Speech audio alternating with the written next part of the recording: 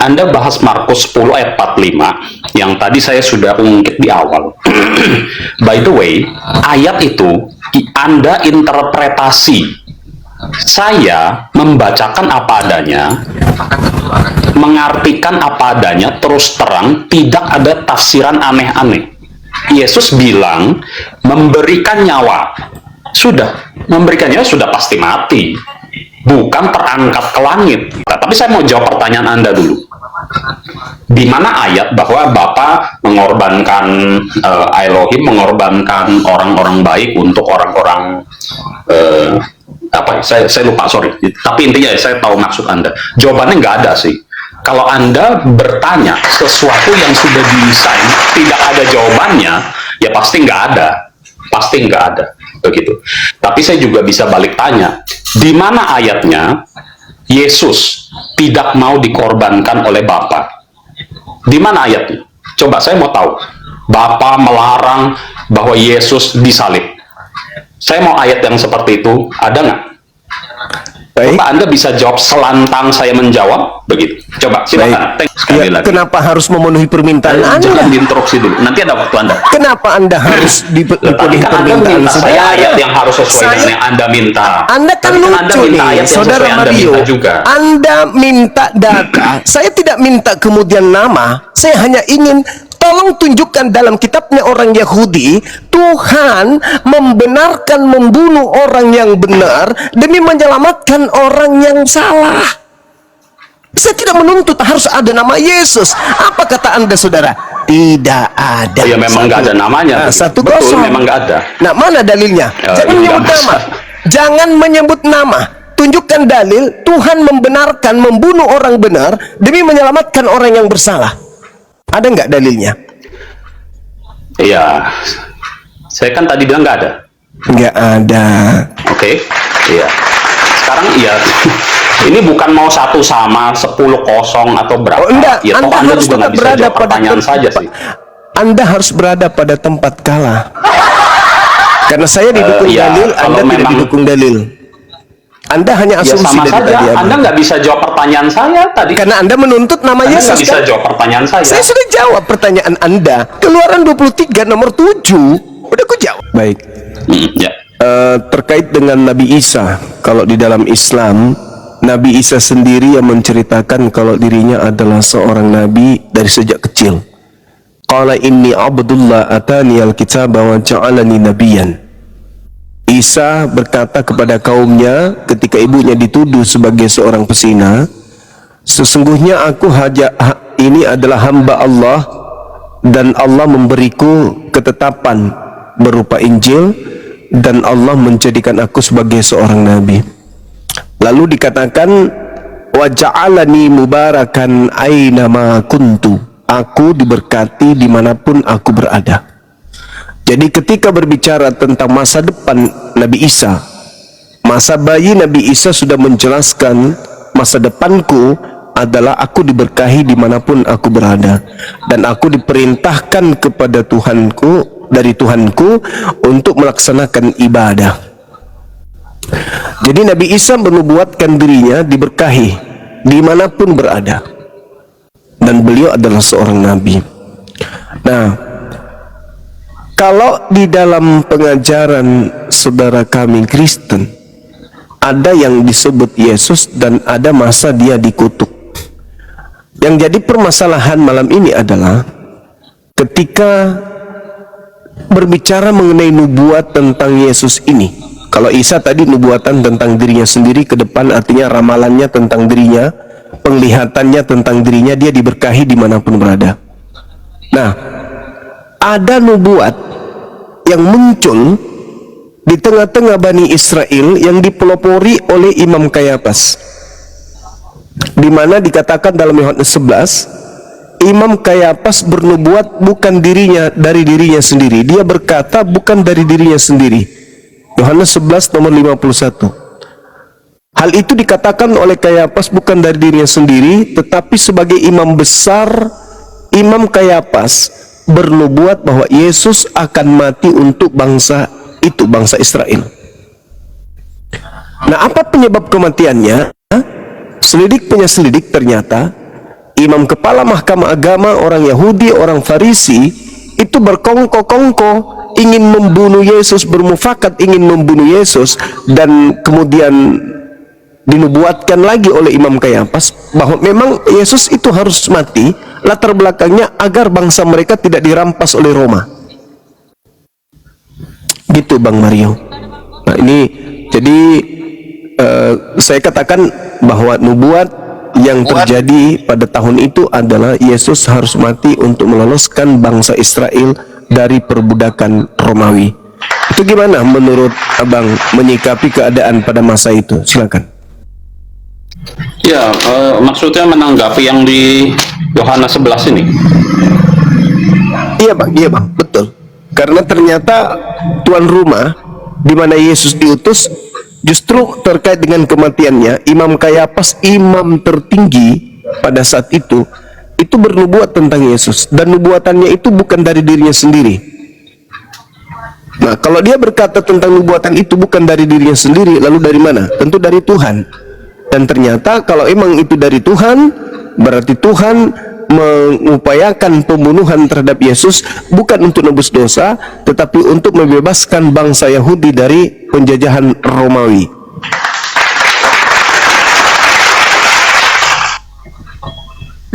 Oke. Sebelumnya begini, Bang Zuma setuju Yesus mati? Saya setuju ada yang mati di atas salib. Ya, Yesus dong. Kalau dalam tradisi Kristen, Yesus. Ya, di dalam teks ini itu kan jelas kalau Imam Kayafas dan mereka semua imam-imam itu kan pada kumpul-kumpul, mereka mau membunuh Yesus gitu, menghalalkan segala cara. Lalu dibilang Imam Kayafas punya nubuat, yaitu bahwa Yesus harus mati. Berarti jelas bahwa ya sasaran mereka Yesus, begitu ya? Iya. Oke, ya sampai di situ kita setuju. Berarti setuju Abang kalau nubuatan kematian Yesus itu ternyata bukan untuk nebus dosa? Nubuatan Yesus bukan untuk menebus dosa. Di mana tertulis begitu? Itu jelas Bang. Kalau kita lihat di dalam data Yohanes 11 ini, penyaliban ini kan terjadi, ada pelakunya, dan pelakunya itu melakukan itu pada zaman di mana dia bertemu langsung dengan korban yang kemudian saudara Kristen sebut Yesus. Yohanes 11 nomor 45 diceritakan begini: banyak di antara orang Yahudi yang datang melawat Maria, menyaksikan sendiri apa yang telah dibuat Yesus kepadanya. Tetapi ada yang pergi kepada orang-orang Farisi dan menceritakan kepada mereka apa yang telah dibuat Yesus itu. Lalu imam-imam kepala, orang-orang Farisi memanggil mahkamah agama untuk berkumpul, dan mereka berkata, apakah yang harus kita buat? Sebab Yesus ini membuat banyak mujizat. Apabila kita biarkan Yesus, maka semua orang akan percaya kepada Yesus. Dan apabila itu terjadi, orang-orang Roma akan datang dan akan merampas tempat suci kita serta bangsa kita. Tetapi seorang di antara mereka, yaitu Kayafas, imam besar pada tahun itu, berkata kepada mereka, kamu tidak tahu apa-apa dan kamu tidak insaf, bahwa lebih berguna bagimu jika satu orang mati, yaitu Yesus, untuk bangsa kita daripada seluruh bangsa kita ini binasa. Tuh, adalah lebih baik jika satu orang mati daripada seluruh bangsa kita ini binasa. Kenapa ucapan ini muncul dari mulut Imam Kayafas? Karena mereka takut kalau Yesus semakin banyak pengaruhnya, semakin banyak orang yang percaya kepada dia, maka bangsa Roma akan datang merampas tempat suci mereka dan bangsa mereka. Maka Kayafas angkat bicara, kalian tidak insaf, bahwa lebih berguna bagi kalian jika satu orang Yesus mati untuk bangsa kita daripada seluruh bangsa kita itu mati. Hal itu dikatakan oleh Kayafas bukan dari dirinya sendiri, tetapi sebagai imam besar pada tahun itu, dia Imam Kayafas bernubuat bahwa Yesus akan mati untuk bangsa itu. Nah, artinya bahwa kenapa ada nubuat Yesus mati untuk bangsa itu? Karena Yesus harus mati demi supaya bangsa Israel itu tidak dirampas oleh penjajah Roma. Hari Ya, itu mereka sepakat untuk membunuh Yesus. Latar belakangnya apa? Ketakutan bangsa mereka, tempat suci mereka dirampas oleh Roma. Titik. Berarti tidak ada nubuat. Mereka melakukan pembunuhan terhadap Yesus itu karena dosa waris untuk nebus dosa. Ini hal penebusan dosa, hal dosa waris muncul kemudian setelah Kristen nongol. Padahal pada saat TKP di kejadian itu tidak ada latar belakang itu menjadi dasar pijakan mereka sepakat membunuh Yesus selain karena unsur politik semata. Begitu Bang, silakan. Oke, thank you. Saya sudah dapat maksudnya Bang Zuma. Ya, saya jelaskan begini. Kayafas, dia punya agendanya tersendiri. Makanya dia menyebutkan nubuatannya, yaitu Yesus lebih baik mati supaya satu bangsa ini selamat. Itu agenda dia sendiri, bukan dalam bermaksud untuk menihilkan bahwa Yesus mati untuk dosa. Enggak. Yesus mati untuk dosa itu adalah makna teologis, dan tentu saja orang-orang Israel, orang-orang Yahudi maksudnya, terutama bagi imam-imam dan si Kayafas ini, tentu saja dia tidak akan pernah mau terima hal itu, dan nggak ada di dalam di kepala mereka bahwa Yesus mati menembus dosa. Itu nggak ada di dalam kepala mereka. Yang ada, ya mereka punya agenda politik gitu. Jabatan imam itu digunakan untuk meluluskan hal-hal yang politis begitu. Contohnya ya ini, dia mau Yesus mati supaya bangsa Roma nggak suatu saat menjajah lagi, intinya kan begitu. Jadi ini bukan permasalahan tentang nubuat Yesus yang mati lalu bukan untuk menebus dosa manusia, enggak sih, tapi melainkan ini tuh lagi mau mendeskripsikan bahwa agenda Kayafas untuk mau Yesus mati supaya bangsa Israel ini selamat dari Roma begitu, bukan masalah Yesus mati untuk dosa, enggak sih. Teksnya nggak berbicara begitu sih. Jadi kalau memang mau membicarakan bahwa ini tuh memang nubuat dari Allah, nah misalnya begitu, Kayafas mendapat nubuat dari Allah, sebenarnya nggak begitu sih. Ini kan jelas kok, Kayafas dan imam-imam memang membenci Yesus sejak awal. Sejak Yesus pelayanan, sejak Yesus melakukan mujizat, itu jelas mereka mau membunuh Yesus. Mereka mau merajam Yesus. Ketika Yesus melakukan hal-hal yang lain, mereka mau bunuh Yesus. Intinya mereka mau Yesus itu mati, begitu. Apapun caranya. Lalu ketemu cara terakhir, ya udah, yaitu salib itu sendiri, begitu. Ya wes, itu respon saya. Silakan, saya mau dengar respon Bang Zuma. Oke, yang pertama, ketika saudara mengatakan itu dari dirinya sendiri, itu sudah bertentangan di data 51, Bang. Hal itu dikatakannya bukan dari dirinya sendiri. Bukan dari dirinya sendiri. Nah, lalu dari siapa? Sebagai imam besar pada tahun itu ia bernubuat. Berarti ini mengait-ngaitkan Tuhan. Hanya ada dua, kalau bukan Tuhan, iblis. Hal itu dikatakannya bukan dari dirinya sendiri, tetapi sebagai imam besar pada tahun itu, dia Kayafas bernubuat bahwa Yesus akan mati untuk bangsa itu. Jadi ini bukan dari dirinya sendiri. Sebagai imam dia bernubuat, artinya nubuat itu pekerjaan seorang yang mendapatkan ilham dari Tuhan. Nah, ilham dari Tuhannya ternyata Yesus disepakati untuk dibunuh karena unsur politik. Itu kalau dari Tuhannya. Tapi kalau dari iblisnya, berarti penyaliban ini latar belakangnya itu betul-betul karena pekerjaan iblis. Jadi kita diantarkan kepada dua keadaan. Yang pertama, kalau Kayafas bernubuat bukan dari dirinya sendiri, namun bersama dengan Tuhan Elohim, berarti Tuhan Elohim menyepakati pembunuhan terhadap Yesus itu karena faktor politik ekonomi. Yang kedua, kalau ternyata Kayafas sebagai imam besar bernubuat dan itu nubuatannya berasal dari iblis, berarti penyaliban ini adalah rekayasa iblis. Kemana hendaknya kita berpijak? Kayafas bernubuat bersama dengan Tuhan atau Kayafas bernubuat bersama dengan iblis?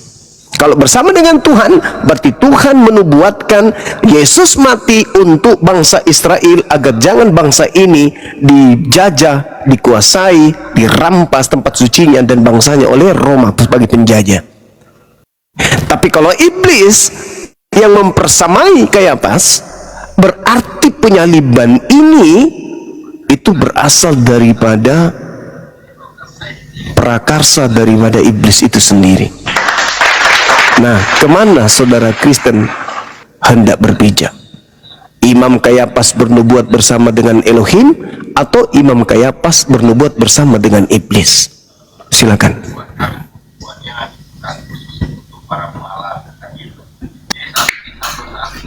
Oke, thank you. 11 Yohanes 11:51 memang mengatakan dia bernubuat, lalu Yesus harus mati begitu. Dan memang sih dia benar sih. Walaupun nubuatannya itu terjadi dan dia memang punya agenda dia tersendiri. Saya nggak bilang itu saya tadi di awal bilang dia punya agenda dia sendiri. Tapi saya lupa bilang, memang sih dia bernubuat. Dan let's say dia itu memang nubuatnya datang dari Allah itu sendiri. Dan ya memang betul itu terjadi. Ya toh? Sesuai dengan apa yang tanda kutip Kayafas nubuatkan, ya memang itu benar terjadi. Tetapi kalau problem yang dari Bang Zuma katakan itu adalah, ya ini dari iblis atau bukan begitu. Kalau dari iblis begini, kalau bukan dari iblis begitu, berarti problematik dong. Kiri kena, kanan juga kena begitu. Jawabannya sih enggak sih. Memang di dalam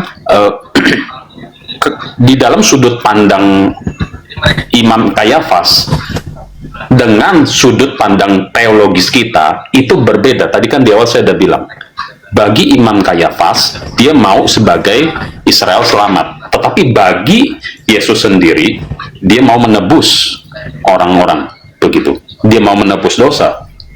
Jadi kedua hal itu sama sekali nggak bertentangan sih, bahwa memang betul nubuatannya terjadi, Yesus memang mati toh, sesuai dengan apa yang dia mau juga, bahwa ya Yesus memang mati. Jadi saya nggak melihat ada hal yang bertentangan di sini yang Bang Zuma maksud. Itu respon saya. Coba ditanggap lagi, thank you. Jadi kesimpulan saudara Mario, ini Kayafas bernubuat tidak seorang diri, apakah bersama dengan Elohim atau bersama dengan iblis, Bang? Oh, oke. Ya, thank you pertanyaannya. Di sini nggak ditulis apa. Di sini sama sekali tidak dituliskan dia bernubuat itu memang dapat dari Allah ataupun bukan, ataupun memang itu dapat dari bisikan iblis. Kita nggak tahu. Apa yang teks tidak ditulis ya kita nggak bisa berspekulasi lebih banyak. Tetapi let's say itu dari iblis, ya nggak apa-apa juga sih. Kalau memang itu dari iblis, let's say itu dari Elohim, ya nggak apa-apa juga. Keduanya nggak ada masalah.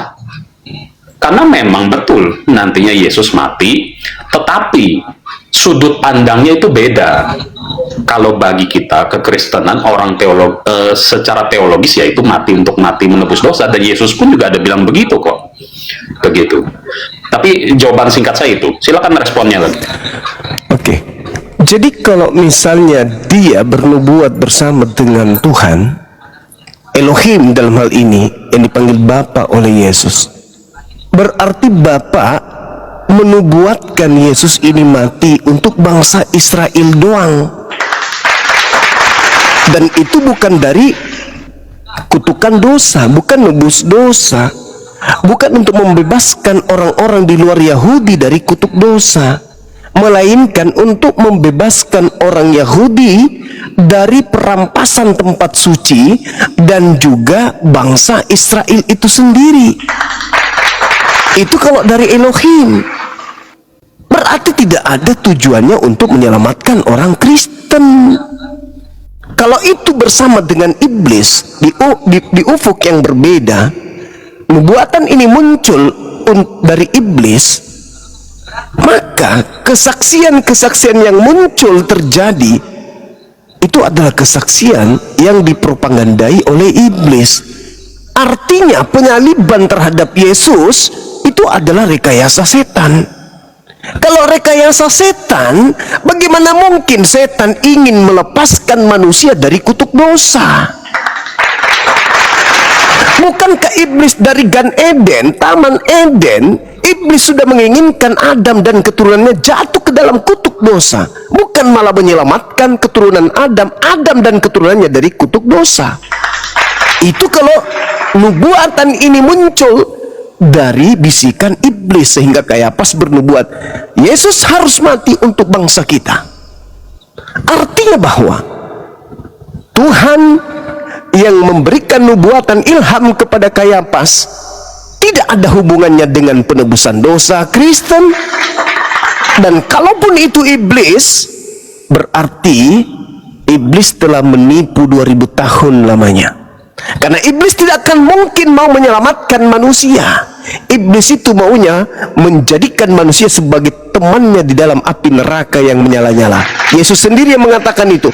Matius 25 nomor 41, enyahlah wahai orang-orang terkutuk, enyahlah kalian ke dalam api yang kekal bersama dengan iblis dan malaikat-malaikatnya.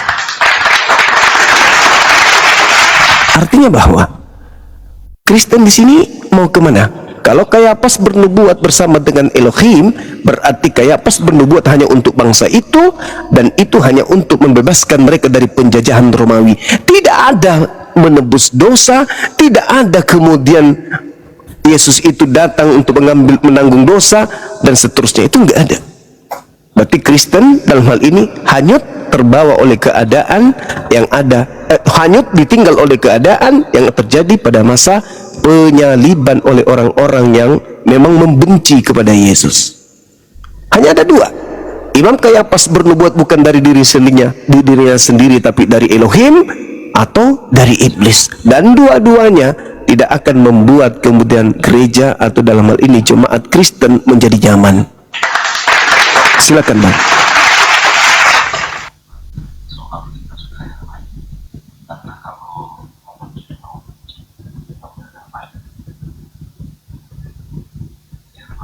Halo, sorry, agak putus tadi. Iya, silakan. Halo. Iya, halo.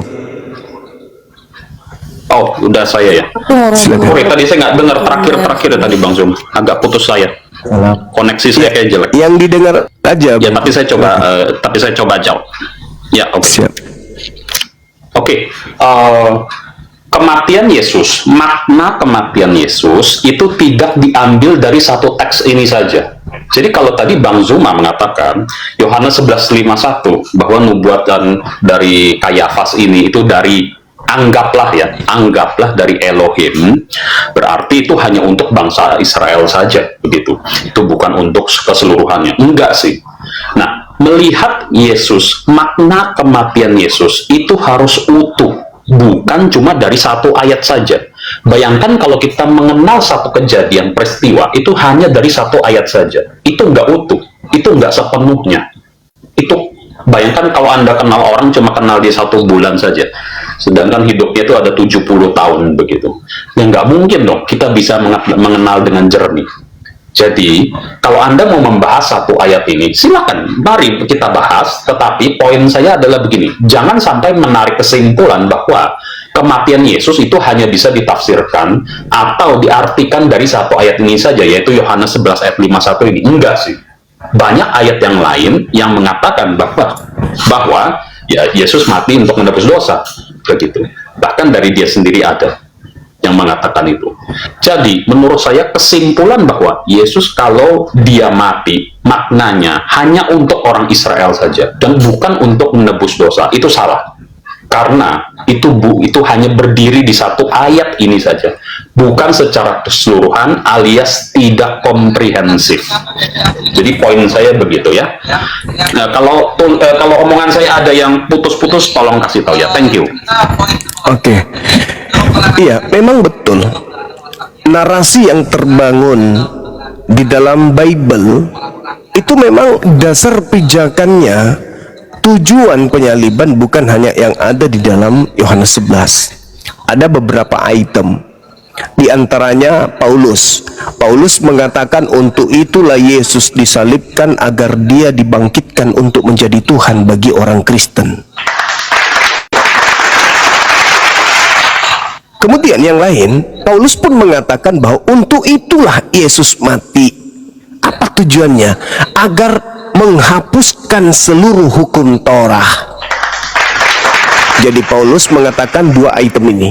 Pertama, dia mati agar dia bangkit menjadi Tuhan bagi orang Kristen. Yang kedua, Yesus mati agar Yesus bisa menghapuskan semua aturan-aturan beserta perintah-perintah ketetapan hukum yang ada dalam hukum Torah. Tapi apalah arti itu semua kalau ternyata latar belakang penyaliban tidak ada Paulus di situ? Tidak diundang Paulus di sana untuk rapat bersama dengan Mahkamah Agama, memutuskan kemudian perkara kematian Yesus itu latar belakangnya apa. Paulus nggak tahu. Nah, sedangkan yang hadir di sana adalah orang-orang Yahudi, ahli Taurat, orang Farisi, Mahkamah Agama, imam-imam. Mereka berkumpul, dan kesepakatan yang terjadi di sana ketika mereka ingin membunuh Yesus, tak ada dosa waris. Tak ada hukum dosa yang dianut oleh Adam dan keturunannya. Tidak ada untuk menebus dosa-dosa orang-orang yang melakukan dosa. Karena orang-orang tidak bisa menanggung dosanya, maka harus ada korban yang suci untuk menjadi penebus, sebagaimana domba suci, kambing suci, sapi suci, lembu suci. Itu nggak ada latar belakang itu. Setelah kejadian orang-orang ini sepakat membunuh Yesus demi menyelamatkan mereka dari cengkraman Roma, barulah muncul cerita-cerita versi Kristen. Yesus mati untuk dosa kita.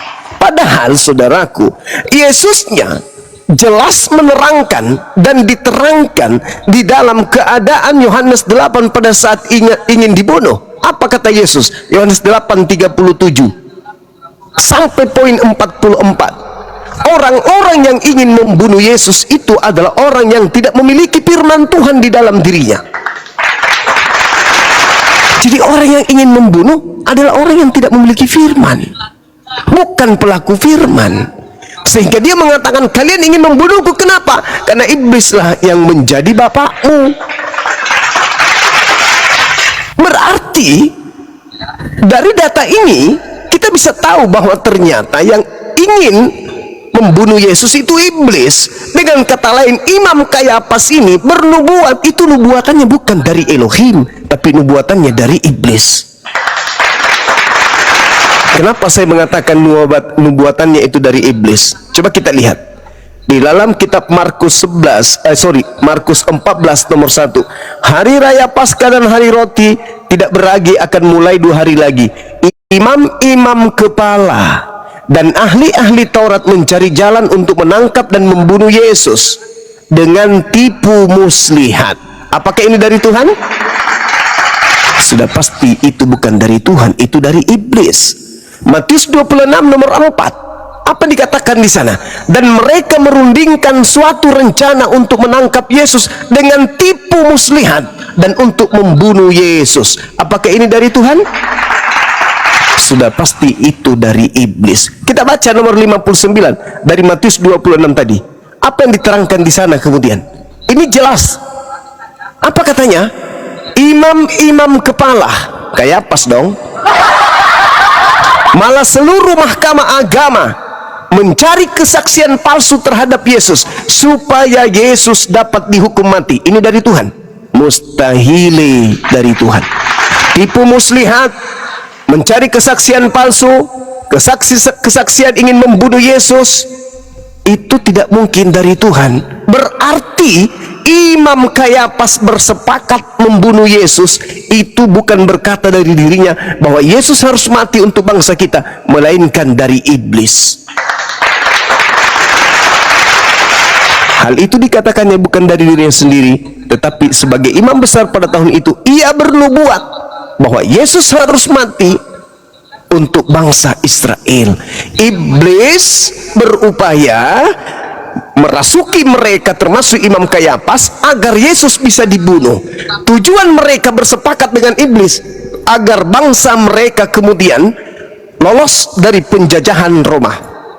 Tujuan iblis terhadap orang Yahudi agar orang Yahudi bermimpi kalau dia akan diloloskan dari penjajahan Romawi. Tujuan iblis kepada di luar orang Yahudi agar orang-orang di luar Yahudi dengan matinya Yesus, mereka menganggap dosa mereka ditebus di atas tiang salib. Mungkin saudara bisa mencerna apa yang saya jelaskan. Berdasarkan data yang ada, tidaklah mungkin Tuhan berkongsi dengan Kayafas, dengan imam kepala, dengan mahkamah agama, dengan melakukan kesaksian tipu muslihat. Tidak mungkin. Tuhan membenci hal-hal seperti itu. Berarti penyaliban diselimuti oleh karya iblis. Tak ada keselamatan di situ. Termasuk mimpi bahwa penyaliban adalah untuk menebus dosa-dosa Kristen. Semua itu adalah mimpi yang sudah tersusun rapi oleh iblis. Makanya Yesus mengatakan apa? Coba Anda lihat di dalam Lukas 22. Nomor berapa tuh? Nomor 52, 53. Mudah-mudahan saya tidak keliru. Ketika imam-imam kepala datang bersama dengan algojonya kepada Yesus, apa kata Yesusnya? Sangkamu aku ini penyamun, sampai kau datang membawa pentungan dan pedang, ingin membunuh aku, padahal setiap saat engkau bersama aku di dalam bait suci, tetapi kau ingin tidak membunuh aku. Tetapi saatmu tiba, saatnya kuasa kegelapan. Kuasa kegelapan berarti yang datang kepada Kayafas adalah penguasa gelap. Jadi mohon maaf, saya ingin katakan kepada saudara, apa yang dialami Yesus ini adalah rekayasa iblis. Namun pertanyaannya, ketika kita sudah sampai pada kesimpulan bahwa penyaliban ini diselimuti oleh alam gelap, apakah pencipta langit dan bumi yang mengasihi Yesus membiarkan hamba yang dikasihinya itu mati oleh iblis? Tidak mungkin. Yesus sendiri mengatakan di dalam Yohanes 14 nomor 30, tidak sedikit pun iblis berkuasa atas diriku. Berarti yang disalib siapa? Salah satu dari mereka pelaku kejahatan itu. Saya kira begitu, Bang, silakan. Nah, ini menarik. Ya, thank you. Saya udah perhatikan baik-baik. Tadi yang Bang Zuma bilang tentang yang Paulus, ya. Maaf sekali, kita nggak perlu tulisan Paulus untuk menyimpulkan bahwa Yesus itu memang sendiri mau mati, begitu. Tanpa tulisan Paulus, ya, saya bukan bilang tulisan Paulus jelek atau tulisan Paulus nggak penting, enggak. Tetapi tanpa tulisan yang tadi Anda kutip dari Paulus pun, ya Yesus tetap mengumumkan dirinya bahwa dia akan mati kok, begitu. Dia akan mati dan memberikan nyawanya untuk penebusan, begitu. Markus 10:45 contohnya, saya bacain ya. Markus 10:45 itu dia jelas, itu dengan jelas dia bilang, sebentar, 10:45. Karena anak manusia juga datang bukan untuk dilayani, melainkan untuk melayani dan untuk memberikan, garis bawahi, memberikan nyawanya menjadi tebusan banyak orang. Itu Yesus sendiri yang ngomong, begitu. Itu Yesus sendiri yang ngomong. Dan ada ini yang kedua, data yang kedua. Sebelum Yesus disalib, dia ada perjamuan, minum anggur, makan roti. Dan ingat, waktu perjamuan Yesus bilang apa? Perbuatlah ini menjadi peringatan akan aku, nyawanya akan ditumpahkan bagi kamu, menjadi tebusan bagi banyak orang. Itu Yesus ngomong sendiri, bukan lewat imam, bukan lewat Paulus, bukan lewat murid-muridnya.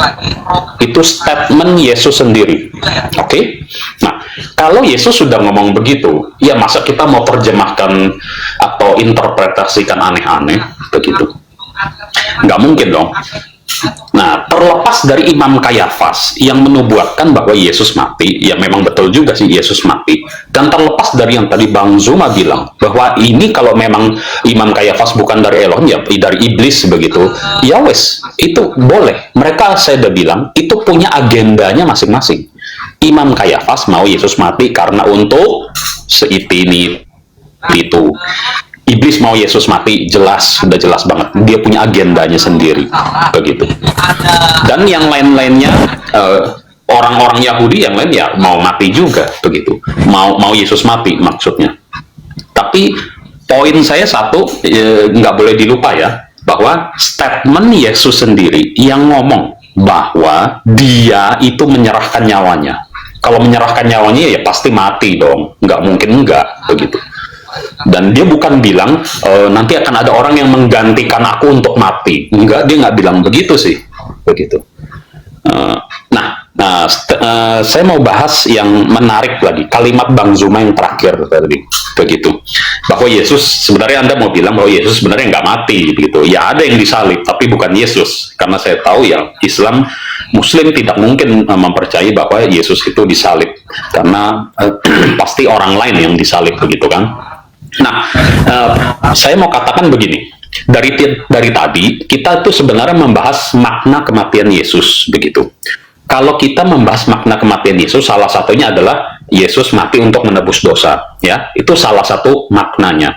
Nah, tapi menurut saya begini, jangan repot-repot membahas makna kalau faktanya saja ditolak. Jadi, kalau memang faktanya saja, kalau faktanya saja tidak terjadi, ya apalah ngapain bahas maknanya, repot-repot, begitu. Toh memang nggak disalib, gitu kan? Kalau ya, toh memang nggak disalib. Jadi ngapain repot-repot bahas makna? Nggak perlu kita bahas Yesus mati untuk menebus dosa, Yesus mati untuk menyelamatkan orang-orang Israel sesuai dengan yang Kayafas, tuh nggak perlu bahas begitu. Jadi yang harus kita bahas sebenarnya malam ini itu adalah, benar nggak sih Yesus ini disalib atau enggak, begitu. Rasional nggak Yesus itu disalib, begitu. Jangan-jangan benar yang Bang Zuma bilang, bukan Yesus yang disalib. Nah itu yang harus kita bahas sebenarnya, faktanya atau fiksi, begitu. Jangan bahas maknanya dulu, kalau faktanya saja nggak diterima. Menurut saya begitu. Oke, itu respon saya. Silakan Bang Zuma. Oke, baik. Yang pertama, ketika saudara mengambil Markus 10 nomor 45, itu masih multi tafsir. Kenapa bisa demikian? Kita lihat perkara yang ada di lapangan. Orang-orang ini sepakat membunuh Yesus karena ketakutan mereka, bangsa mereka dirampas oleh Roma. Mereka takut, maka satu orang ini harus menjadi tumbal. Sehingga ketika itu betul adanya, keadaan pada saat itu benar-benar adanya kayak begitu, bahwa orang Roma akan merampas, karena itu pernah terjadi. Bagaimana seorang Herodes berupaya membunuh bayi Yesus. Mereka ingin membunuh bayi Yesus ini. Apa tujuannya? Faktor politik. Karena mereka tidak mau ada seorang raja yang bangkit di tengah bangsa yang sedang mereka jajah. Apalagi sampai bangkit raja yang sama seperti Salomo, Daud. Itu bahaya itu. Maka mumpung dia belum dewasa, bunuh ketika ia masih kecil. Kalau sampai itu betul, Yesus yang mengatakan, karena anak manusia juga datang bukan untuk dilayani, melainkan untuk melayani dan untuk memberikan nyawanya menjadi tebusan bagi orang yang benar. Ingat saudaraku, memberikan nyawa bukan berarti harus mati di tangan penjahat. Memberikan nyawa juga salah satunya adalah dia rela terangkat ke langit bersama dengan malaikat, meninggalkan bumi demi untuk supaya dia tidak di tengah-tengah bangsanya, agar bangsanya tidak dirampas oleh penjajah Roma. Artinya dia rela nyawanya terangkat ke langit tanpa mengalami kematian. Jangan dikonsumsi menyerahkan nyawa harus mati, enggak. Dia harus menyerahkan nyawanya, menyerahkan dirinya. Kenapa bisa demikian adanya tafsirnya? Coba Anda lihat ketika dia berdoa di Taman Getsemani, apa katanya? Wahai Bapa, biarlah sekiranya mungkin cawan ini bisa berlalu, biarlah berlalu, tapi bukan atas kehendakku, tetapi atas kehendakmu. Data selanjutnya mengatakan apa? Maka seorang malaikat turun dari langit, memberikan kekuatan kepadanya sehingga peluhnya maka dia berdoa, semakin berdoa bersungguh-sungguh, dan peluhnya seperti titik-titik darah yang jatuh ke tanah. Apa tujuan malaikat ini datang? Baca Matius 4, baca Lukas 4, nomor 6, nomor 7. Apa dikatakan di sana? Kata iblis, Yesus, jika engkau adalah anak Elohim, jatuhkan dirimu, binasakan dirimu.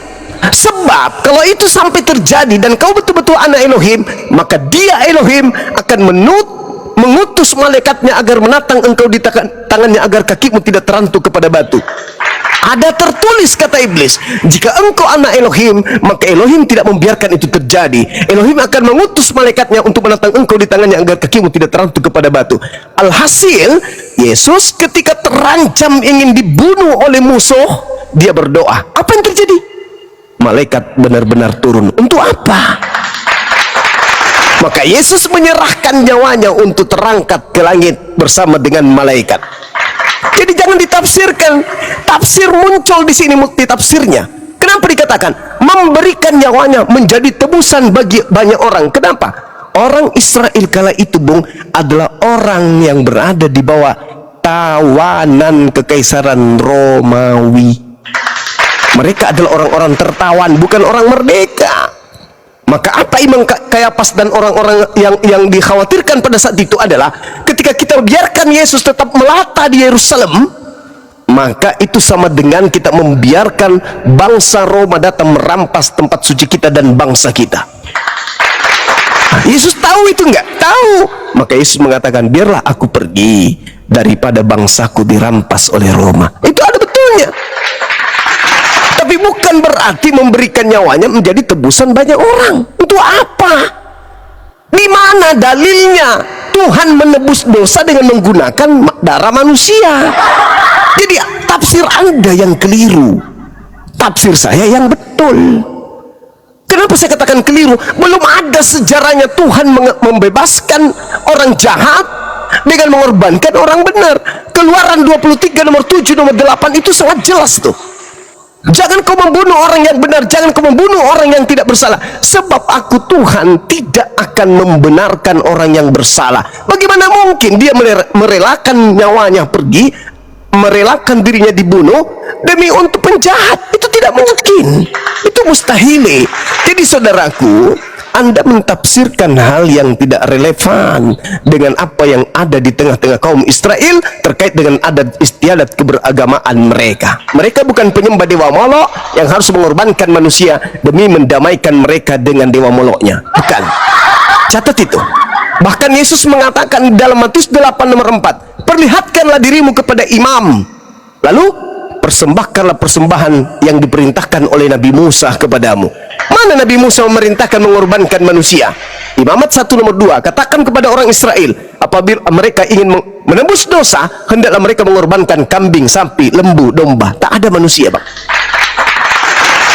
Jadi yang dimaksud menjadi tebusan bagi orang banyak adalah Yesus rela terangkat ke langit dibawa oleh malaikat ketika ia berdoa, daripada dia tinggal akan terjadi huru-hara besar. Mending dia pergi demi untuk menyelamatkan orang banyak. Itu fakta, itu real. Itulah yang terjadi terhadap nubuatan dan keadaan yang terjadi pada masa itu. Jadi kita harus melepaskan doktrin dan dogma ketika kita membaca data. Jangan data itu kita arahkan kepada dogma yang kita imani, tetapi data sesuai dengan cerita kisah pada masa itu. Dan kita dudukkan perkara itu kepada niatan pelaku-pelaku yang ada untuk menyalibkan Yesus. Nah, muncul pertanyaan, bolehkah saudara menunjukkan data kepada saya bahwa Elohim menginginkan mengorbankan orang benar demi untuk membebaskan para pelaku dosa? Orang Kristen adalah orang berdosa, dikutuk katanya. Yesus datang menebus kutuk itu. Tolong tunjukkan dalil di mana Tuhan mengorbankan orang benar demi untuk melepaskan kutuk orang-orang yang bersalah. Silakan. Ya, thank you. Nah, ini semakin menarik. Aduh, sayangnya waktu saya nggak lama. Saya cepat aja.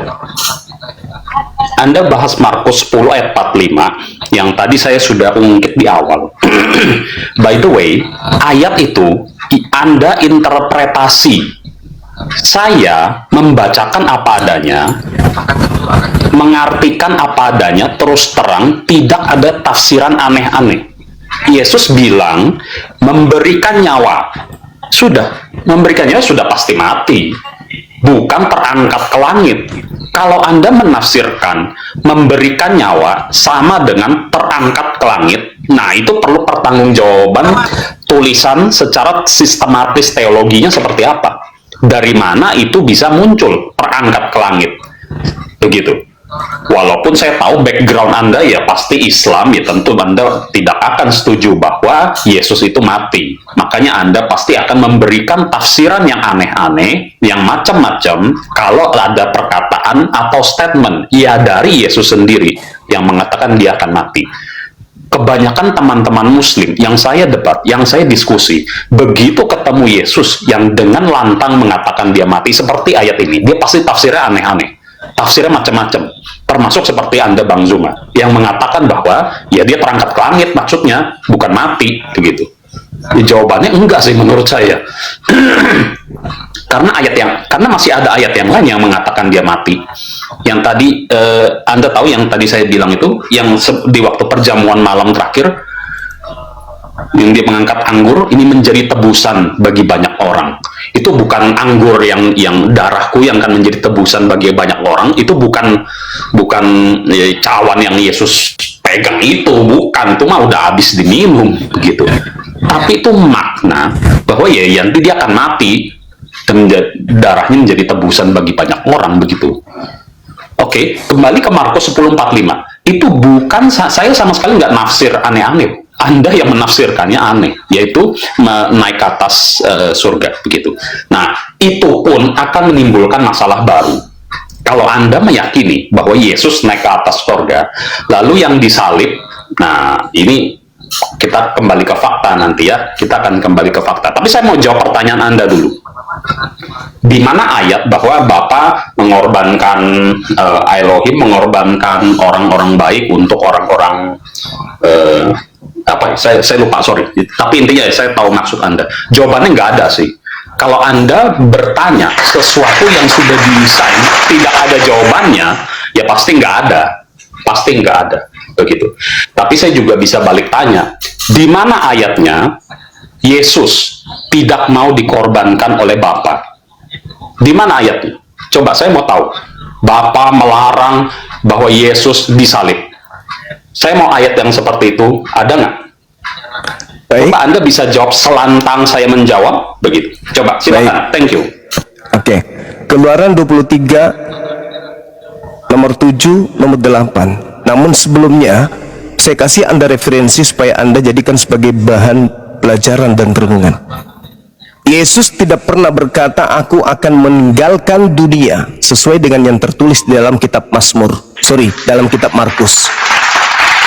Sesuai yang tertulis dalam kitab Roma, Galatia, Filipi, 13 surah Paulus, atau keempat kitab kanon, atau di kisah para rasul. Itu tidak pernah.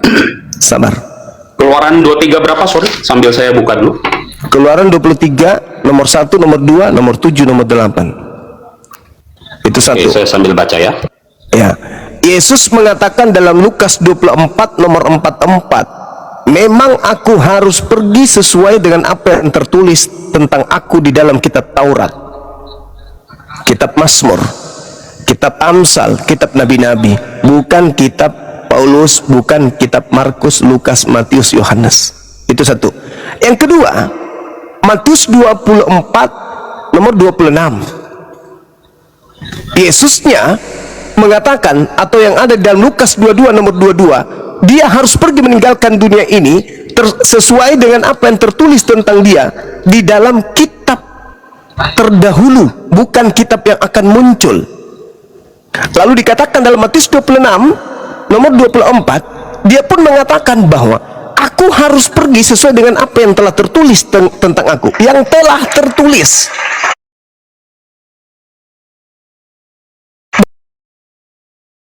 Anda itu, perjanjian baru itu muncul setelah Yesus tak ada. Sementara Yesus mengatakan, kitab yang sudah tertulis berarti kitab terdahulu. Bahkan di dalam Lukas 24:44 Yesus menyebut Taurat. Berarti salah satu poin yang ada di situ adalah ketika dikatakan jangan kau membunuh orang yang benar, dusta, haruslah kau jauhkan dirimu dari perkara dusta. Orang yang tidak bersalah dan orang yang benar tidak boleh kau bunuh, sebab aku tidak akan membenarkan orang yang bersalah. Bagaimana mungkin Yesus mau dijadikan sebagai tumbal untuk orang-orang yang bersalah, sementara Tuhan yang mengatakan jangan kau membunuh orang yang tidak bersalah. Bahkan kalau kita lihat di dalam Amsal 6 nomor 16, 6 perkara yang dibenci oleh Tuhan, bahkan 7 kekejian di dalam hatinya. Apa itu? Jangan kau membunuh, menumpahkan darah orang yang tidak bersalah. 6 perkara yang dibenci, bahkan 7 kekejian dalam hatinya. Salah satunya adalah menumpahkan darah orang yang tidak bersalah. Berarti pembunuhan, penyaliban, kalau Yesus yang dibunuh, berarti itu bukan merupakan sesuatu simbol penyelamatan dari Tuhan, tetapi itu hanyalah janji-janji dari iblis. Karena Tuhan terhadap pembunuhan kepada orang yang benar, jangankan membunuhnya, menumpahkan darah orang yang benar saja itu adalah hal yang dibenci dan bahkan kekejian dalam hatinya. Bagaimana bisa Yesus orang benar ditumpahkan darahnya bahkan dibunuh, justru membuat Tuhan menyelamatkan orang-orang jahat? Sekarang karena waktu Anda singkat, saya ingin bertanya kepada saudara, siapa yang dimaksud di dalam kitab saudara Kisah Para Rasul 4 nomor 11? Siapa yang dimaksud dengan batu penjuru ini? Yesus kan? Yesus adalah batu yang dibuang oleh tukang-tukang bangunan, yaitu kamu sendiri, namun ia telah menjadi batu penjuru. Ini Yesus kan? Sepakat kita karena sudah tertulis Yesus. Sekarang kita lihat di dalam Mazmur 118, sesuai dengan apa yang Yesus katakan, aku akan pergi meninggalkan dunia ini, sesuai dengan apa yang tertulis tentang aku di dalam kitab Mazmur. Kisah Para Rasul 4 nomor 11, Yesus adalah batu penjuru. Nah, sekarang kita lihat Mazmur 118 nomor 22-nya, batu yang dibuang oleh tukang-tukang bangunan telah menjadi batu penjuru. Ini siapa, Bang? Siapa batu penjuru yang dibuang oleh tukang bangunan ini yang ada di Mazmur 118 nomor 22? Yesus bukan? Yesus. Berarti benarlah ucapan Yesus bahwa aku harus pergi sesuai dengan apa yang tertulis tentang aku dalam kitab Mazmur nomor 17-nya, aku tidak akan mati tetapi hidup, dan aku akan menceritakan perbuatan-perbuatan Tuhan. Itu jelas tuh. Tangan Tuhan berkuasa meninggikan, tangan Tuhan melakukan perkasaan dan seterusnya. Jadi kata Yesus, Tuhan telah menghajar aku dengan keras, tetapi Tuhan tidak menyerahkan aku kepada kematian.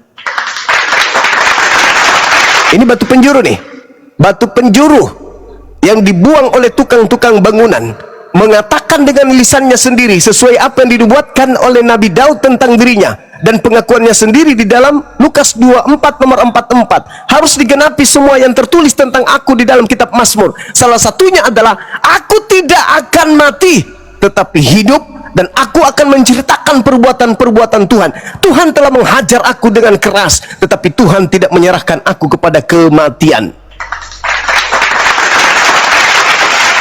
Berarti Yesus tidak mati, Bang. Terangkat dia langsung ke bumi, ke langit. Makanya ketika Petrus berkhutbah, kalau Anda lihat di dalam Kisah Para Rasul 2, apa yang diterangkan oleh Petrus di data nomor 31-nya? Karena itu ia telah melihat ke depan.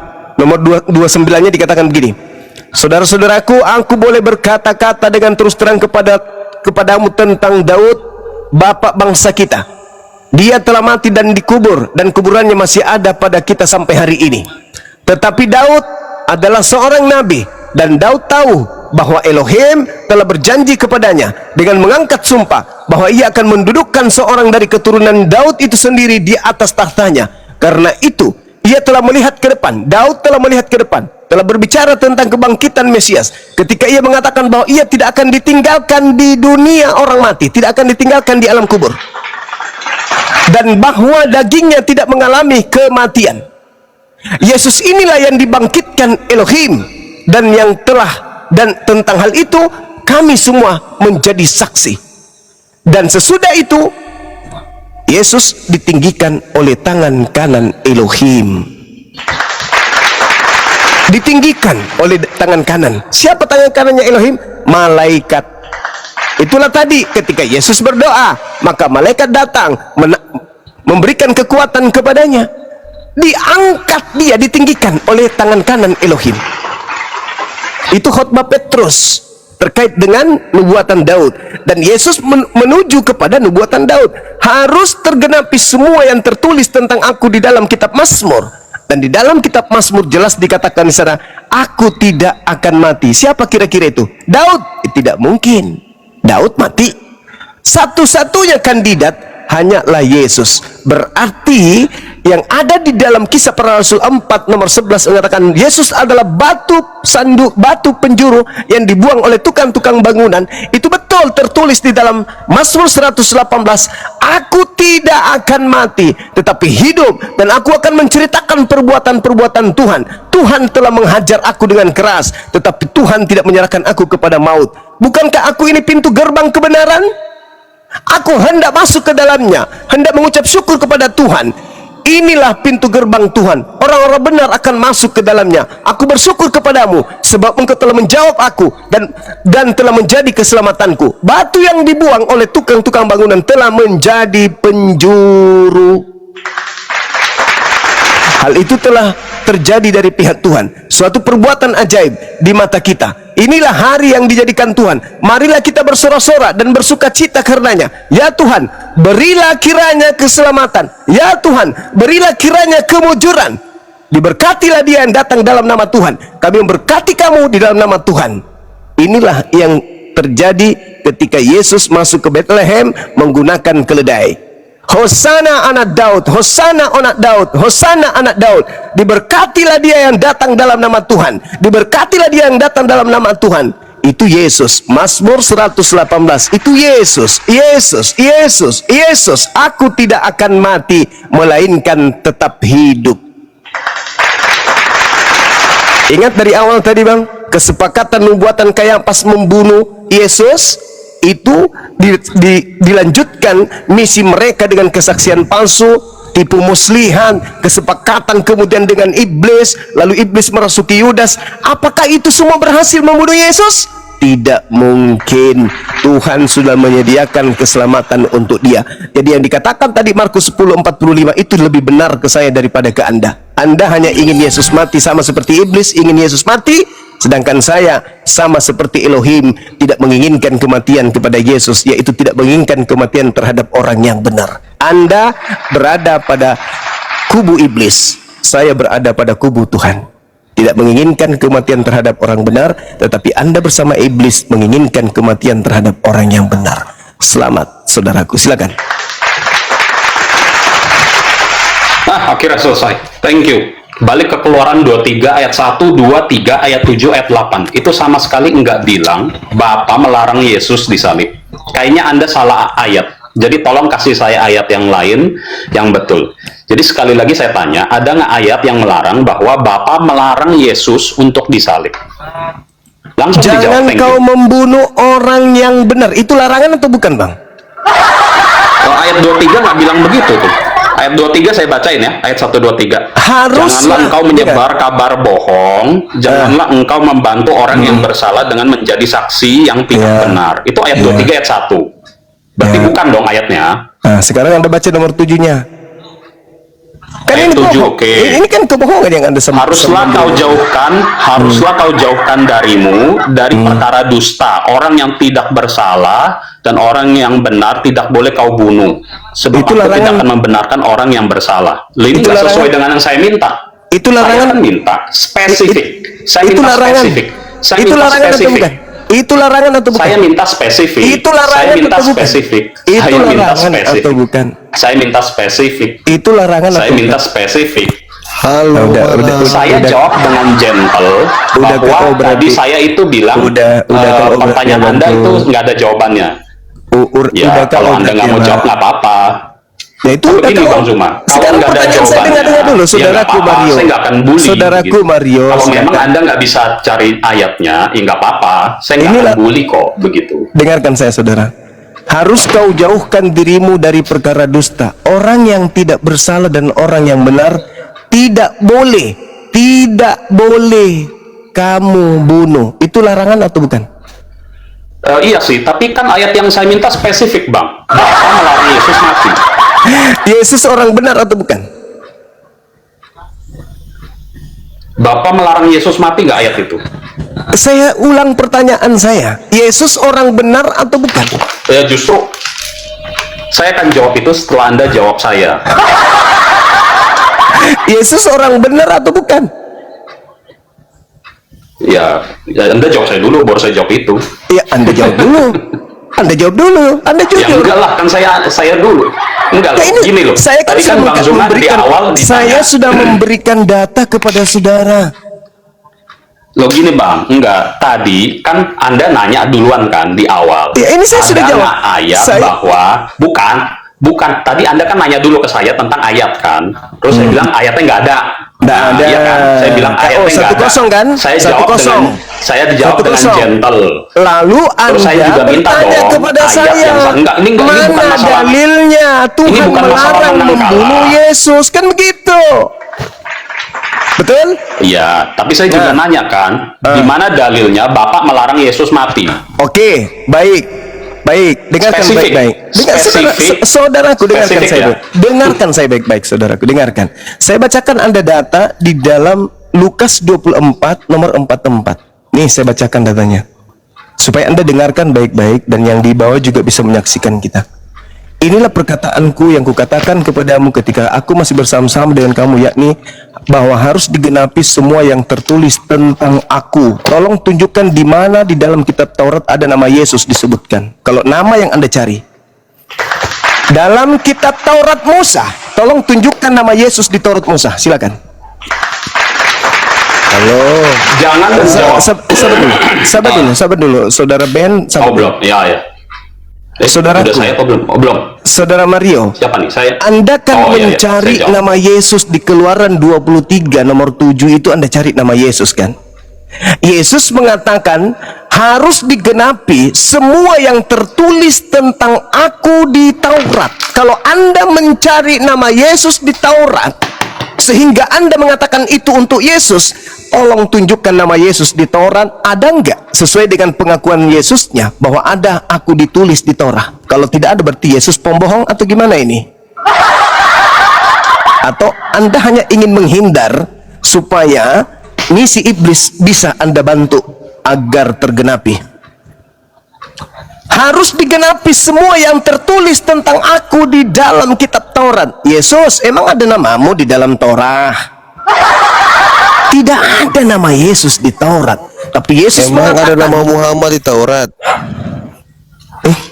mati meja. Sabar bang, sabar. Jangan emosi. Ini ilmiah, kita diskusi. Anda menuntut saya menunjukkan nama Yesus di dalam Keluaran 23 nomor 7, bukan? Saya bukan data itu kuminta. Bukan satu ayat kuminta. Satu Taurat Anda tunjukkan. Ada nggak nama Yesus? Tidak ada. Terus kenapa Zuma, Yesus menjadikan Taurat sebagai Siapa raja referensi? seks? Ayo saudara. Kenapa Yesus mengatakan kemudian Zuma raja seks siapa? Bang Ben, jangan dulu. Jangan begitu.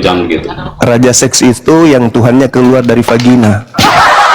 Inilah perkataanku yang telah kukatakan kepadamu ketika aku masih bersama-sama dengan kamu, yakni bahwa harus digenapi semua yang tertulis tentang aku di dalam kitab Taurat. Carikan saya nama Yesus. Satu Taurat itu ada nggak nama Yesus? Silakan. Ya, thank you. Ada nama Yesus Saya di nggak Taurat. akan menjawab pertanyaan kalau Anda memberi pertanyaan. Itulah bukti bukti Jadi bahwa pertanyaan saya masih sama. dengar, sebenarnya itu jawaban untuk Anda tuh. Bahwa di dalam Taurat kalau Anda mencari dengar. Pertanyaan saudara adalah, tolong tunjukkan di dalam kitab Perjanjian Lama Bapak melarang membunuh Yesus. Artinya harus ada nama Yesus kan? Nah, tolong tunjukkan kitab Taurat, kitab Tanakh, semua kitab Yahudi, tunjukkan kalau ada satu nama Yesus anak Maria di situ. Saya turun dari Komal ini kalau Anda bisa tunjukkan. Berarti tidak ada, kawan. Berarti Yesus itu orang benar, yang dimaksud di situ adalah Dia. Jangan kau membunuh orang benar, jangan kau membunuh orang yang tidak bersalah, sebab aku Tuhan tidak akan membenarkan orang yang bersalah. Udah selesai kita, Bang Mario? Waktu Anda habis.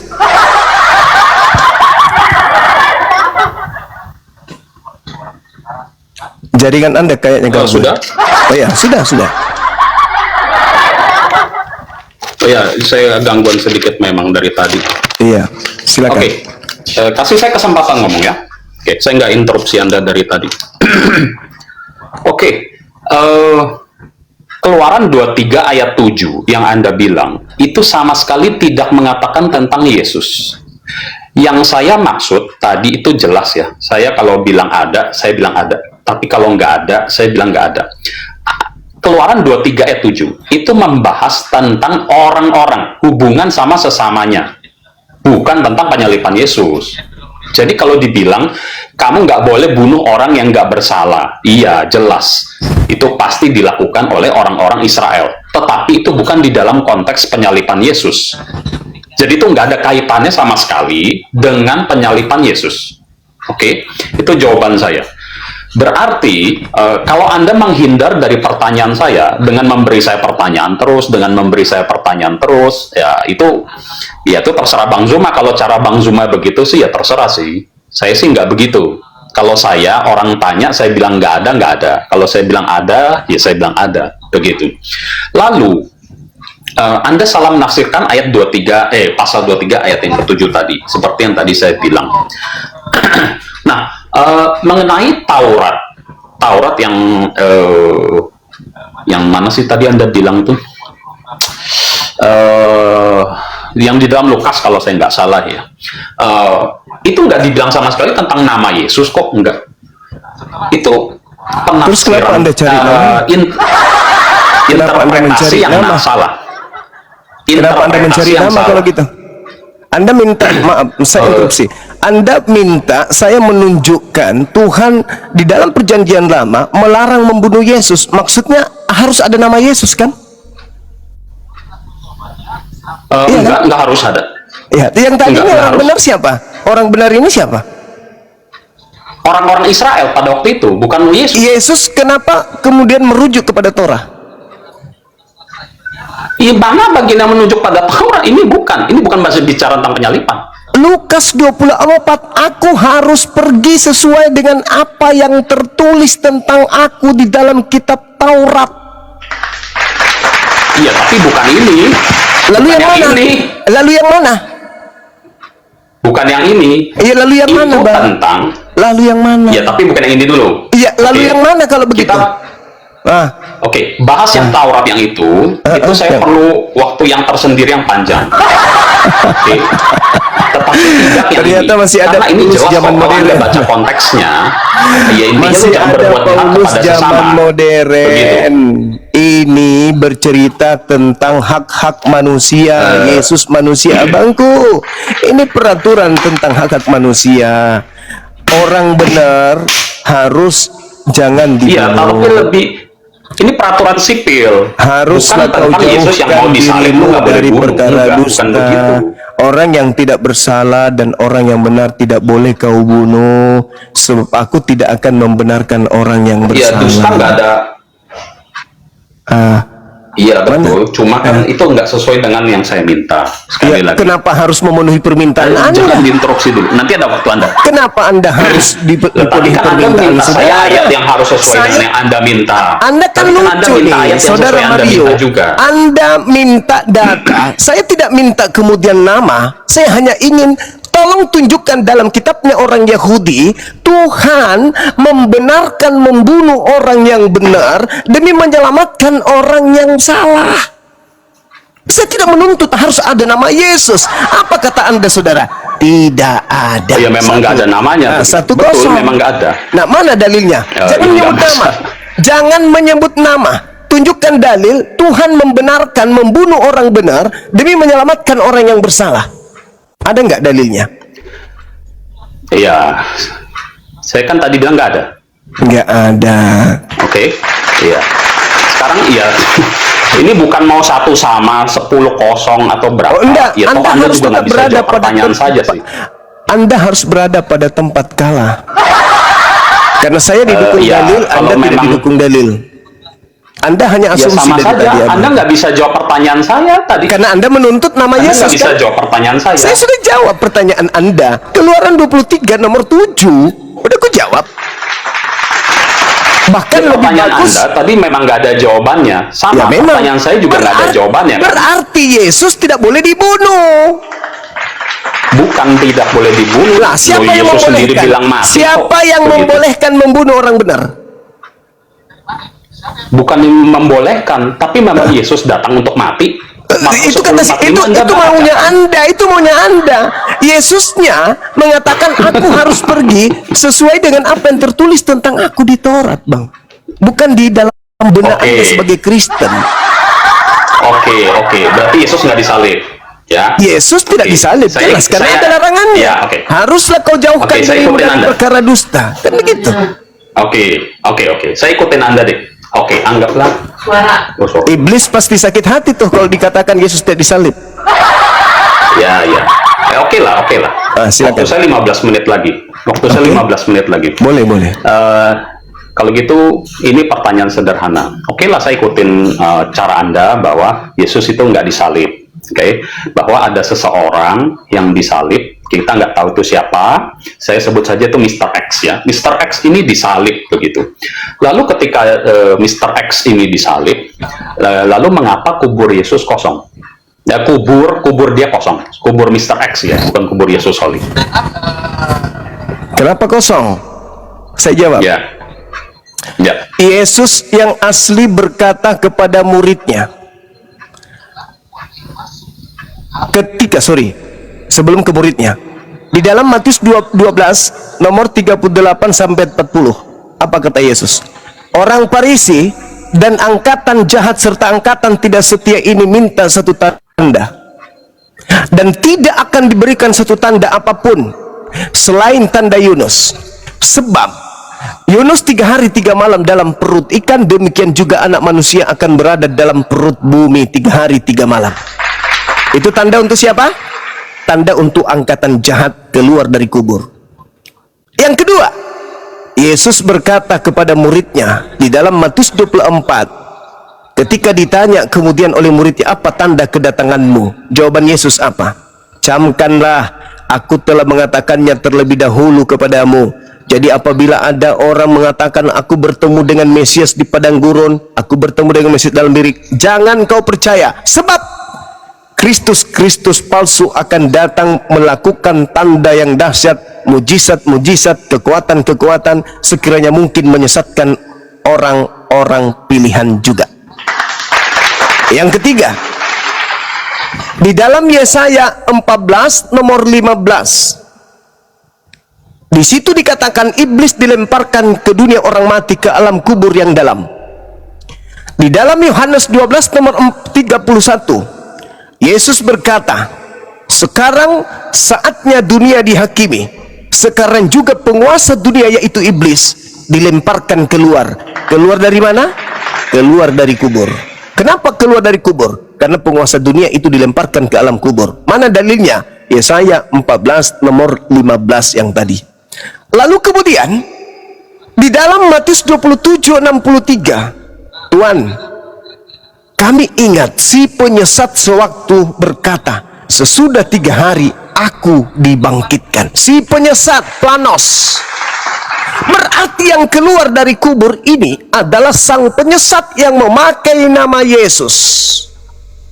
Sehingga ketika Anda mengatakan kenapa hilang di kubur, Karena si penyesatnya melakukan tanda yang dahsyat dan memberikan tanda kepada angkatan jahat, dia kudu wajib keluar dari kubur karena dia hanya dikatakan 3 hari 3 malam. Berarti setelahnya dia harus keluar dari kubur sebagaimana Yunus keluar dari perut ikan. Itu adalah tanda untuk orang-orang jahat. Ingat kata Yesus, Kristus palsu melakukan tanda yang dahsyat. Apa tanda dahsyat itu? Keluar dari kubur, bangkit dari kematian. Itu tanda dahsyat. Memakai namaku, Matius 24 nomor 3, nomor 4, nomor 5. Waspadalah agar kalian jangan disesatkan, sebab akan datang banyak planos penyesat memakai namaku dan berkata, akulah Mesias, akulah Yesus, akulah Kristus. Mereka akan menyesatkan banyak orang. Jadi saudara, coba anda lihat ketika ia bangkit di Matius 28 nomor 17, 18, 19. Apa yang dia katakan? Kepadaku telah diberi kuasa, pergilah kepada seluruh dunia, jadikanlah seluruh bangsa menjadi muridku. Di mana Yesus pernah mengaku diberi kuasa baik di surga maupun di bumi? Ada enggak? Enggak pernah. Justru Yesus di dalam Matius 4, Lukas 4 pernah ditawarin kuasa itu oleh iblis. Yesus, jika kau menyembah aku, jika kau menuhankan aku, tunduk kepadaku, maka segala kuasa langit dan bumi akan aku berikan kepadamu. Sebab aku berkuasa memberikan kepada siapapun yang aku kehendaki. Siapa itu? Iblis. Yesus terima enggak kuasa itu? Tidak. Sekarang anda baca Yohanes 13 nomor 2. Lalu iblis merasuki Yudas. Anda baca, lalu iblis merasuki Yudas. Kalau iblis mengatakan sebab aku berkuasa memberikan kepada siapapun, kata iblis, kuasaku ini, maka wajar Yesus mengatakan sekarang dunia dihakimi, sekarang juga penguasa dunia dilemparkan keluar. Dan yang keluar ini adalah tanda untuk angkatan jahat. Dan yang mengimaninya tentu adalah orang-orang yang sepaham, sepakat, semisi dengan iblis. Iblis ingin Yesus mati. Anda malam ini memperjuangkan agar Yesus itu mati.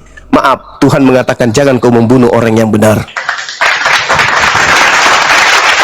Silakan. Ya, semakin menarik sekali, luar biasa hipotesanya. Saya perlu berikan tepuk tangan untuk Anda. Teori yang sangat luar biasa. Saya baru pertama kali dengar ada yang kayak begini, begitu. Tapi ada pertanyaan lagi nih kalau begitu. Ingat Bang, saya bicara berdasar dalil. Lanjut. Iya, tentu. Saya udah tahu yang tadi Anda sebutkan tentang tanda Yunus, lalu orangnya dibangkitkan, begitu. Kita nggak berarti dari teori Anda tadi, Mr. X itu dibangkitkan. Oke, Mr. X ini dibangkitkan dan dia semisi sevisi dengan iblis, gitu ya. Semisi sevisi, ya pokoknya konconya iblis lah, pokoknya lah ya. Konconya iblis lah, konconya iblis begitu. Lalu tiba-tiba si Mr. X ini terangkat ke sorga, lalu mengucapkan kalimat yang Anda bilang, oh Yesus nggak pernah ngomong itu, gitu. Itu ngomongan pasti dari iblis, begitu. Pertanyaan saya, kok kalau memang dari iblis, tapi kok nggak ada yang menguntungkan iblis sama sekali ya? Sama sekali nggak menguntungkan iblis. Kalau iblis gitu ya, ya harusnya menguntungkan diri dia, merugikan murid-muridnya, begitu. Lalu ya pasti misinya satu misi sama iblis dong. Intinya mau menghancurkan manusia, begitu kan? Begitu. Lalu kalau memang dia sevisi sama iblis, mengapa nama Allah melulu, Bapa melulu yang digaungkan oleh mereka, begitu? Nama Allah melulu, begitu. Sama sekali nggak ada kaitannya sama iblisnya, begitu. Mereka nggak sama sekali nggak ada ngomong sedikit pun tentang ya paham iblis lah, begitulah iblisismenya, begitu. Mengapa begitu? Pakainya ya Yesus melulu, begitu. Kalau memang yang lagi pula yang dicatat di dalam Alkitab kubur kosong itu kan jelas kubur kosong, dan yang menampakkan diri ke murid-murid itu iblis juga, gitu. Si Mr. X ini, Mr. X ini menampakkan diri kepada murid-murid ini, pada ratusan orang, begitu. Nah ini iblis yang sedang menjelma, begitu. Ya, coba saya minta jawabannya. Thank you. Muridnya menganggapnya iblis. Anda baca Lukas 24 nomor 37. 36-nya, Salam alaihim. Mereka kaget dan ketakutan sebab mengira melihat hantu.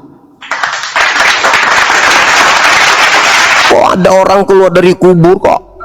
Bilang hantu. Andai saja murid sudah mendapat pesan dari sang guru, aku akan keluar dari kubur pada hari ketiga, maka tidak mungkin mereka mengira hantu, malah mereka akan berlarian memeluk Yesus. Halilintar, Tuhan kita sudah keluar dari lubang kubur.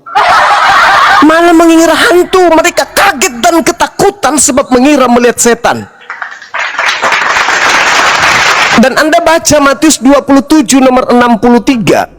Tuhan, ketika orang-orang Yahudi, imam kepala mahkamah agama kemudian bertemu dengan orang-orang Roma, bertemu dengan imam Pilatus kala itu, apa katanya? Tuhan, kami ingat si penyesat itu sewaktu ia berkata, sesudah 3 hari aku akan dibangkitkan. Si penyesat itu jelas itu. Lalu dikatakan dalam Matius 27 nomor 64, karena itu diperintahkan untuk menjaga kubur itu sampai hari ketiga. Jikalau tidak, murid-muridnya mungkin datang untuk mencuri Yesus, lalu mengatakan kepada rakyat, ia telah bangkit di antara orang mati, sehingga penyesatan yang terakhir akan lebih buruk akibatnya daripada yang pertama. Berarti kebangkitan itu memang sudah diceritakan sebagai penyesatan. Imam kepala mahkamah agama mengatakan si penyesat itu pernah berkata, sesudah 3 hari aku dibangkitkan. Orang-orang di sana mengatakan si penyesat yang keluar dari kubur. Murid-muridnya mengatakan hantu, mereka ketakutan. Makanya coba Anda lihat di dalam Lukas 24 nomor 9, 10, 11, 12. Apakah murid-murid percaya kalau Yesus itu yang dikubur? Kalau Yesus keluar dari kubur? Tidak. Mereka mengatakan itu omong kosong. Baca itu, Bang. Baca itu. Murid-murid tidak pernah diberi tanda. Hei murid-murid, ya paman, tanda kedatanganku adalah aku akan keluar dari tengah kubur loh. Murid yang benar tidak diberi tanda seperti itu. Yang diberi tanda seperti itu adalah tanda angkatan jahat. Apa tanda yang diberikan kepada murid yang benar? Baca Matius 24 nomor 3. Apa katanya? Ketika ditanya, apa tanda kedatanganmu? Dijawab oleh Yesus, kalau aku yang datang, aku akan nampak di tengah langit. Nomor 27. Bukan di tengah kuburan. Di tengah kuburan itu tanda untuk orang jahat. Di tengah langit tanda orang yang benar. Itu perbedaannya. Jadi ketika Anda mengatakan, kenapa dia selalu membawa nama bapak-bapak? Hai, saudaraku Mario, belajar lagi. Tidak ada satupun data di dalam kitab, original teks kitab saudara, memakai nama Elohim. Semuanya memakai Theos. Theos, Theos, Theos, dan Theos. Itu bukan bapak, tetapi dewa Roma Yunani. Baca original teks. Baca itu. Tidak ada di situ Elohim, yang ada Theos, Theos, Theos, Theos, Theos, dan Theos. Di Indonesia baru disebut kemudian Elohim atau Bapa atau Bapa. Padahal itu adalah dewa. Jadi gitu saudaraku, lembutkan hati saudara. Saya berbicara berdasarkan data, Anda hanya pemaksaan daripada tendensius akan dogma dan doktrin gereja. Maaf, tadi Anda sudah mengalami sesuatu yang kurang enak didengar ketika Anda membantah Keluaran 23 dan Anda menuntut ada nama Yesus di situ. Itu sangat memalukan ilmu bagi akademik. Memalukan itu, Bang.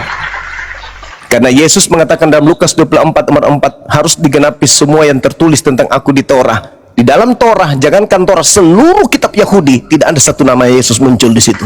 Tapi Yesus dengan percaya diri mengatakan, namaku tertulis, aku tertulis di dalam kitab Torah. Sedangkan Anda justru minta namanya. Itu adalah cara-cara yang non akademisi, sangat merendahkan ilmu pengetahuan. Silakan. Ya, thank you. Oke, waktu saya sudah habis. Ini omongan saya yang terakhir. Tapi sebelumnya saya bilang terima kasih untuk Bang Zuma sudah mau diskusi sama saya malam ini. Thank you untuk siapa ini Bang Forum Debat, saya lupa namanya. Oh, Kian Santang ya, Kian Siap. Santang ya, saya baru ingat. Ya, jadi ini kalimat terakhir saya, habis ini saya turun. Oke, jadi begini. Kalau Anda mengatakan bahwa saya mau ngomong mana jadi lupa.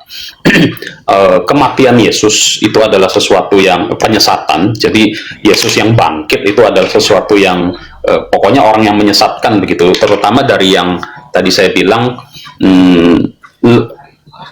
Lukas 24 di mana murid-murid itu kaget katanya melihat hantu gitu.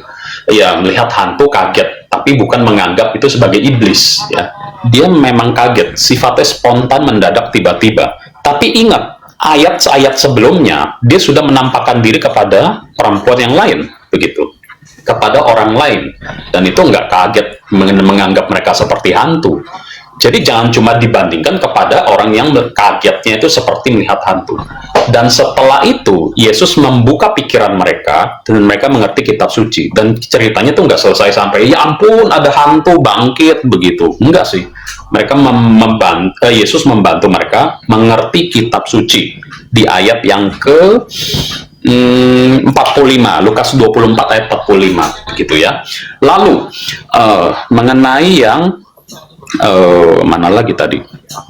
Oh, yang terakhir tadi ya, yang tadi Anda bilang tentang saya menuntut nama, sedangkan ya saya sendiri nggak bisa kasih nama. Yang di Lukas harus ada di dalam Taurat nama Yesus. Itu dua konteks yang berbeda.